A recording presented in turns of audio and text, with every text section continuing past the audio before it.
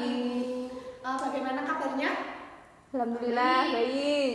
Oke, sebelum kita memulai pembelajaran, alangkah lebih baiknya kita untuk berdoa terlebih dahulu. Ayo salah satu pimpin doa. Mari teman-teman kita berdoa. Berdoa mulai. Berdoa selesai. Oke, Ibu Arsen dulu ya. Ya. Wiwit, Hadir. Wenda, Hadir. Monita, Sakit Bu. kenapa sakit? Kemarin diare. Oh ya, Nisa. Hadir. Oke. Ini yang belum berangkat cuma satu ya. Oh ya, sebelumnya Ibu mau tanya dulu. Semalam kalian pada belajar enggak? Belajar Bu. Sedikit Bu. Oke, kalau kalian belajar, kalian pasti ingat kemarin itu kita mempelajari tentang apa? Ayo. Konflik sosial. Ya, sosial. Pinter. Kalian jangan bisa-bisa untuk belajar dan jangan lupa untuk ketemu Ibu ya. Oke, kita akan langsung memulai pada pembelajaran kita kali ini tentang materi bentuk-bentuk konflik. Sebelumnya, ada yang tahu apa itu konflik? Belum tahu Bu. Oke, Ibu silakan ya. Konflik sosial merupakan ini ditinjau dari sisi sosiologis ya. Konflik sosial merupakan suatu proses sosial di mana orang, individu gitu ya, atau kelompok saling berusaha untuk menjatuhkan bahkan melenyapkan pihak yang lainnya. Oke, selanjutnya nih kalau bentuk-bentuk konflik. Konflik terbagi menjadi 5 bentuk, yaitu yang pertama ada konflik destruktif berdasarkan sifatnya ya. Konflik destruktif itu muncul karena adanya perasaan tidak senang, benci atau dendam pada individu lainnya ataupun kelompok lainnya. Ini aku mau cerita sebentar ya. Kemarin ibu itu membaca di salah satu media sosial, itu sebut saja ya Twitter, membaca tentang tweet dari perang sampit.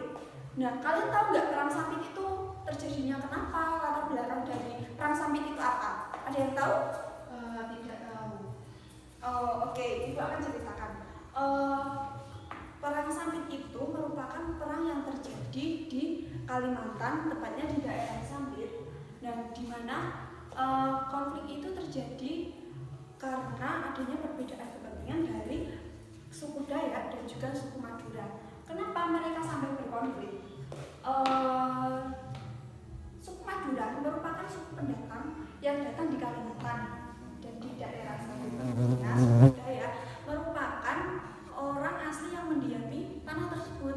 Nah, pertamanya orang Dayak itu welcome saja dengan kedatangan dari suku Madura. Mereka menyambutnya dengan baik. Tetapi lama kelamaan suku Dayak itu seperti kayak apa ya, tereliminasi dari wilayahnya sendiri, mulai dari pemerintahan dikuasai oleh orang suku Madura dan juga wilayahnya berkurang, sehingga suku Dayak itu makin lama terpepet semakin ke pedalaman. Nah itu lama kelamaan mereka tidak bisa membiarkan itu terjadi terus menerus karena itu merupakan tanah mereka. Kenapa kok saya yang harus merasa gimana ya, merasa disingkirkan gitu? Mereka merasa tersingkirkan dari tanah nenek moyangnya sendiri, dan akhirnya mereka itu melakukan suatu gerakan di mana itulah yang melatar belakangi dari perang sampit. Perang sampit itu ibu gambarkan seperti ini. Nah, ini merupakan salah satu bentuk dari dokumentasi perang sampit itu. Perang itu sudah bergulir lama dan sangat mengerikan, di mana mereka saling menjatuhkan bahkan membunuh, banyak kerugian seperti harta benda, bahkan penghilangan nyawa. Nah, seperti itu. Ini yang bisa dilihat sendiri, ini adalah kepala dari orang suku Madura yang dipenggal pada saat konflik itu terjadi. Dan perlu kalian ketahui, konflik itu bergulir sangat ekstrim ya. Ini sampai-sampai mayatnya aja dibuang pada sungai hingga sungainya berubah menjadi sungai darah seperti ini. Oke, selanjutnya kalian udah tahu belum, ada yang mau ditanya? Tidak, Bu. Oke, sudah cukup jelas ya mengenai gambaran dari peran samping. Oke, selanjutnya kita lanjut pada konflik konstruktif. Konflik konstruktif bersifat fungsional, muncul karena adanya perbedaan pendapat dari kelompok-kelompok yang berkonflik. Contohnya, misal dalam sebuah organisasi OSIS. Nah, mereka pastinya ada berapa pandangan dari anggota-anggota lainnya ketika diskusi ya. Nah, itu walaupun mereka berkonflik berbeda pendapat, namun akhirnya mereka akan bertemu pada satu titik yang nantinya malah itu bagus untuk organisasi mereka. Contohnya saat pensi, kan itu ada misal kalau mau undang wisatawan siapa, nanti acaranya seperti apa, kan mereka rapat dulu. Nah, di situ kan ada perbedaan pendapat, namun akhirnya bisa terselesaikan dengan baik, sehingga malah itu konflik yang bisa disebut konflik yang baik. Oke, selanjutnya konflik berdasarkan posisi pelaku dibagi menjadi 3, yaitu yang pertama konflik vertikal. Konflik vertikal merupakan konflik yang terjadi antar komponen masyarakat dalam status struktur yang hierarki. Misalnya konflik antara bos dan karyawan. Horizontal ya, bentuknya berarti begini. Ke atas seperti itu. Oke. Selanjutnya konflik horizontal. Oh maaf, ibu salah ya tadi. Ini yang kalau begini vertikal, sedangkan yang kedua yaitu konflik horizontal, garis lurus. Konflik horizontal merupakan konflik yang terjadi antar individu yang kedudukannya sama. Misalnya kalian siswa sama siswa, kalian berkonflik. Nah, itu merupakan contoh dari konflik vertikal. Yang selanjutnya yaitu konflik diagonal. Konflik diagonal terjadi karena adanya ketidakadilan alokasi sumber daya ke seluruh organisasi hingga menimbulkan pertentangan. Yang selanjutnya yaitu sifat pelaku. Itu konflik dibagi menjadi 2 berdasarkan sifat pelaku. Yang pertama konflik terbuka dan konflik tertutup. Yang konflik terbuka merupakan konflik yang sudah diketahui oleh banyak pihak. Misalnya, ibu ambil contoh konflik Palestina dan Israel. Seluruh dunia kan tahu ya, mereka itu sedang berkonflik. Oke, sedangkan yang konflik tertutup, konflik ini diketahui hanya oleh anggota kelompok tertentu itu saja.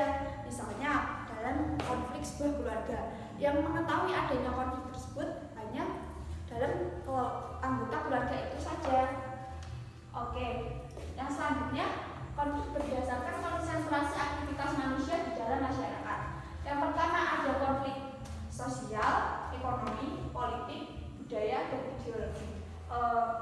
Konflik tersebut terjadi karena adanya perbedaan kepentingan. Nah, seperti itu. Yang kelima yaitu konflik berdasarkan cara pengelolaannya. Yang pertama ada konflik interindividu, antar individu, dan antar kelompok. Konflik interindividu, konflik dengan dirinya sendiri, misalnya dengan emosional di dalam dirinya sendiri. Nah, seperti itu. Kalau yang konflik antar individu itu terjadi karena perbedaan pendapat antara individu satu dengan individu lainnya. Selanjutnya yaitu konflik antar kelompok, di mana antara satu kelompok dan kelompok lainnya saling berkonflik. Oke. Sebelumnya ada yang masih belum paham atau ada yang mau ditanyakan? Tanya, Bu. Ya, silakan Winda. Apa pertanyaannya? Apakah konflik itu selalu berujung pada kekerasan dan bagaimana keterkaitan antara konflik dan kekerasan itu? Oke. Sebelumnya teman-teman ada yang mau bantu Ibu menjawab? Tidak, Bu. Oke. Ibu akan jelaskan ya.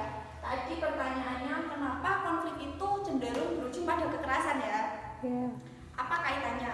Ya memang pada dasarnya konflik itu cenderung berdasar pada terjadinya sebuah kekerasan. Seperti yang sudah Ibu tadi jelaskan, konflik merupakan suatu proses sosial di mana orang atau kelompok saling berusaha untuk menjatuhkan, bahkan melenyapkan pihak yang lainnya yang berkonflik. menjatuhkan, terus melenyapkan orang lain, itu merupakan sebuah kekerasan kan? Ya, seperti yang kalian ketahui. Oke, kesimpulannya, memang konflik banyak sekali berujung pada kekerasan, tapi tidak semua konflik berujung pada kekerasan. Contohnya tadi ada konflik konstruktif, di mana konflik itu membangun. Kalian bisa ingat-ingat ya, konflik destruktif, di mana konflik itu yang bersifat Kekerasan. dan konstruktif yang bersifat membangun. Itu kata kuncinya. Oke, sebelum pelajaran ibu akhiri, pokoknya ibu mau kalian besok belajar. Ya, jangan lupa belajar karena ibu akan mengadakan kuis. Pokoknya kalian harus belajar tentang materi pada hari ini. Ingat, besok juga akan ada hadiahnya. Kelompok yang menang akan mendapatkan hadiah dari ibu. Oke, ibu rasa pelajaran kali ini sudah cukup. Kalau begitu ibu cukupkan. Mohon maaf bila ada salah-salah kata. Wassalamualaikum warahmatullahi wabarakatuh. Waalaikumsalam warahmatullahi wabarakatuh.